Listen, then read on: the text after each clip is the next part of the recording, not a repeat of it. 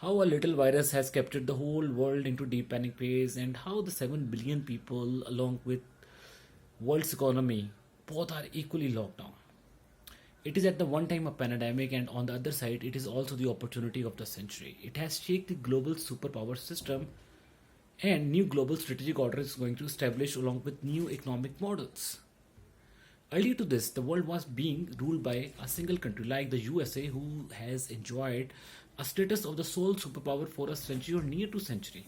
But now the world is evolving with new power blocks like China, Russia, Iran, Central Asian states, South Korea, Turkey, possibly converting into new bloc, and China will be leading them. So the biggest power of the world has secured the long-term objectives out of this COVID-19, and no country will be able to rule the world singly. If we focus on the China, we see that China has also secured the smartest oil deal out of this oil crisis along with this COVID-19, and they have made massive conversions in favor of their economy. And with that, China has also ruled out the fear of US dollar.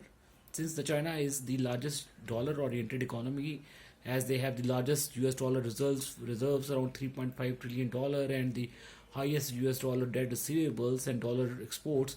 So they used to live in a blackmail status that if ever the dollar will collapse, then the Chinese economy can also be collapsed, and they started working on the alternative model, and they entered into the Central Asian states, African states, the Far East states under the One Belt One Road program to invest their infrastructure projects, and they started to make their capital expenditure in that economies and investing their infrastructure projects like ports, dam, power plants, export zones, economic zones, and they started having their equal stakes in shape of physical presence. And this is how they ruled out or the balanced out the power of US dollar. So China is the real beneficiary out of this crisis, and they are not going to let USA enjoy again a status of sole superpower.